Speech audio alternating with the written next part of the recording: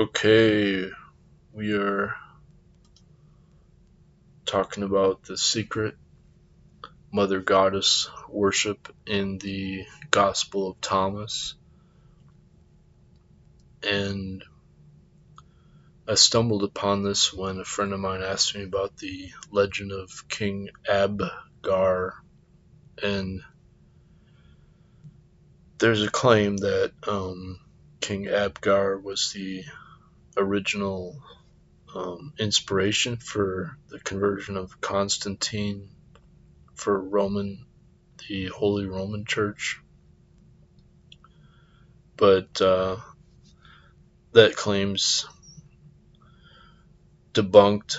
Well, I mean, it's kind of like it started with Eusebius, who was the original source for this claim about King Abgar, and Eusebius was the official sort of like creation of Christianity for the Holy Roman Church for Constantine.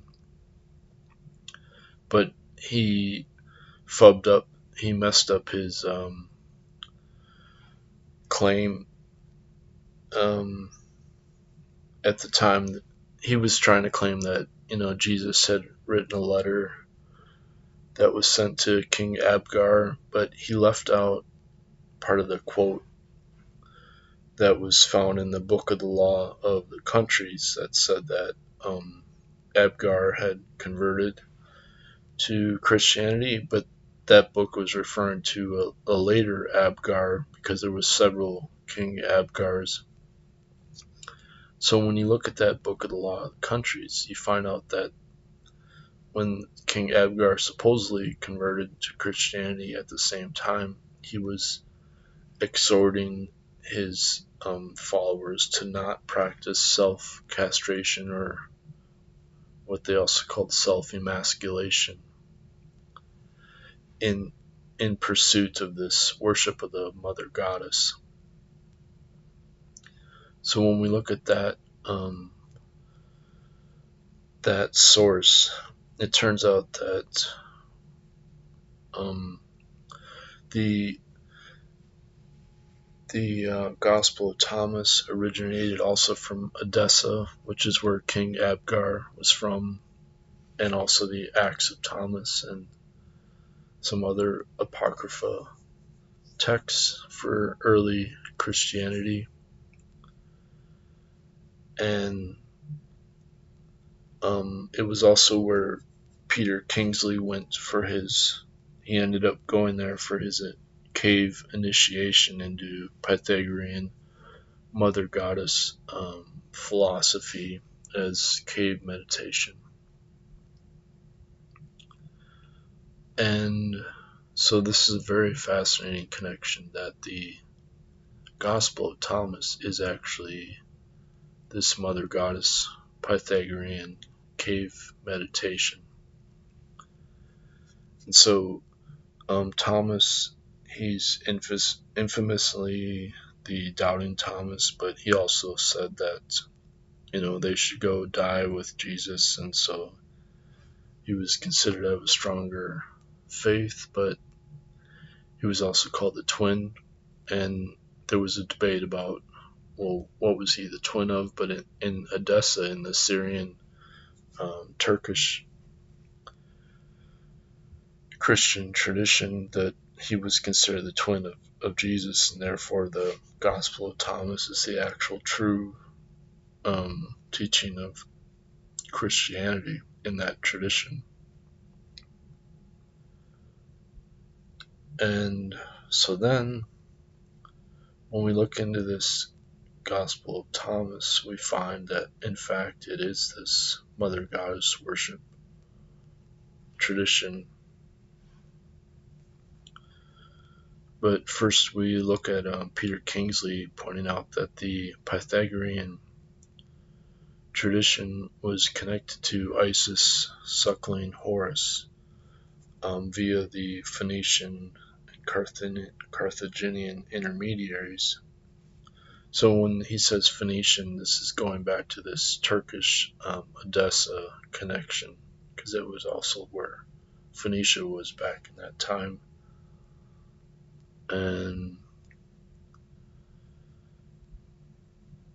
And so he's saying that you also had Persephone suckling Dionysus, which was part of again this Phoenician, well, is the Pythagorean philosophy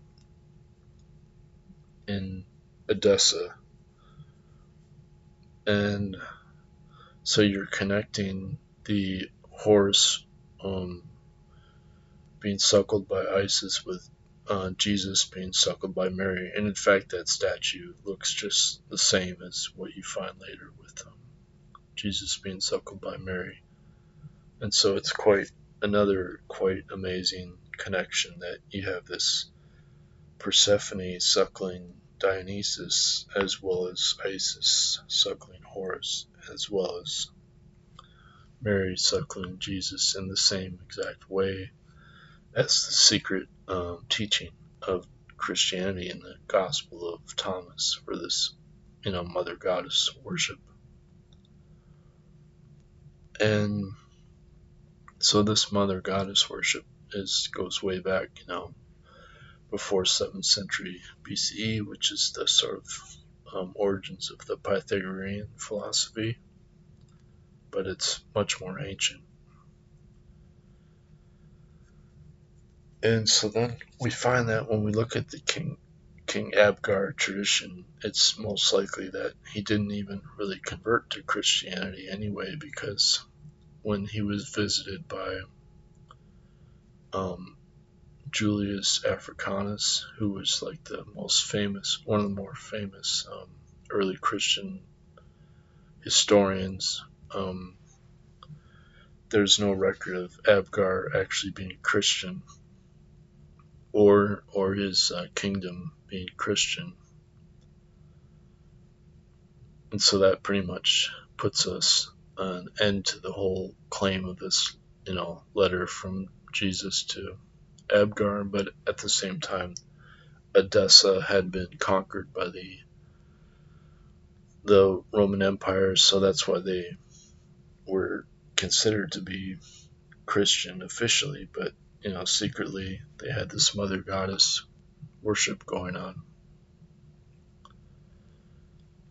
And so when we look at the Book of Thomas, we find that it's actually the Gospel of Thomas is actually this Pythagorean Mother Goddess worship.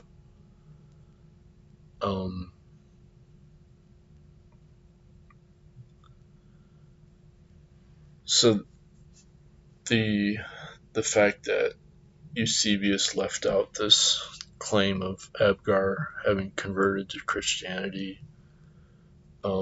it's either that he didn't really convert to Christianity, and so that's why Eusebius left it out, or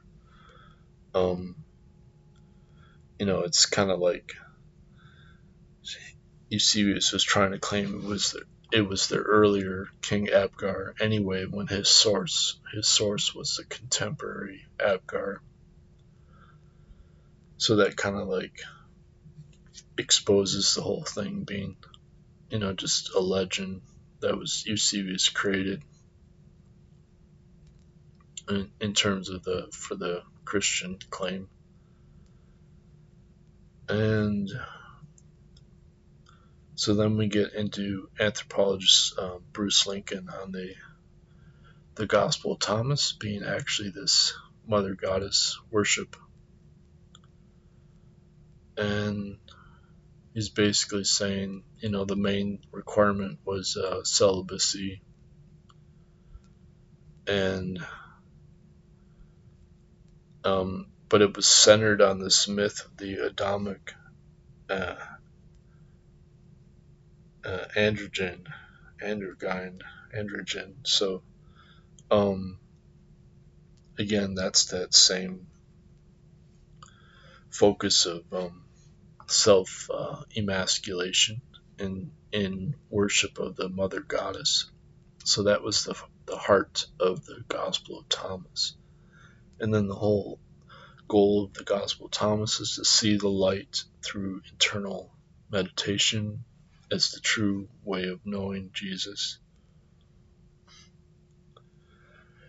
And in the Gospel of Thomas, you have Jesus saying, "What the right hand will do, let not the left hand know what it does." And this is very similar to the hadith in Islam, where they say the right hand is the sun and the left hand is the moon, but the teaching of Islam goes beyond the limitation of the sun and the moon. So that gets you into this non-commutative, difference, like the polarity between the right and left hand, and the solar and lunar energy. So Bruce Lincoln is just saying, chastity was definitely required, and it's even possible that the Gospel of Thomas community did practice self-castration.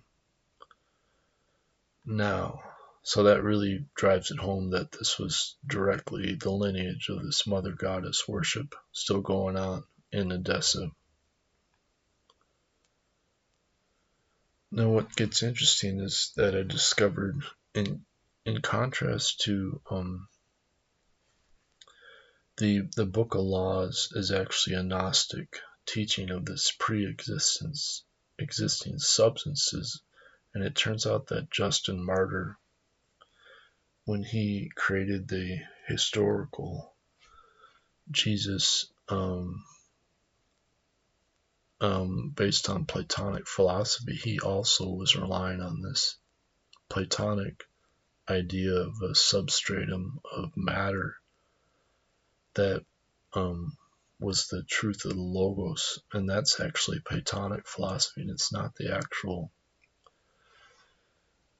Mother Goddess Pythagorean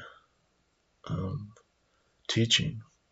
So you can see how this actually got lost at the same time that the supposedly King Abgar converted to Christianity. And then later on, the original creatio ex nihilo, or creation out of nothingness, was considered the truth of Christianity, in contrast to this Gnostic Platonic pre-existing substance that Justin Martyr had originally relied on. So you have this kind of like vanishing mediator creation of the historical Jesus that then removed the foundation of that materialistic origin of the historical Jesus.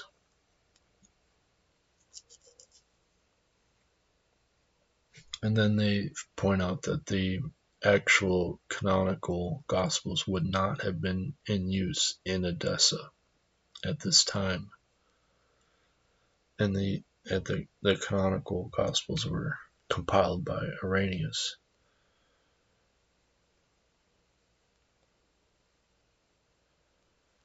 So it's pretty fascinating, this connection to the actual Mother Goddess worship that became the Gospel of Thomas. And that's pretty much it. I'm gonna leave it at that. Thanks.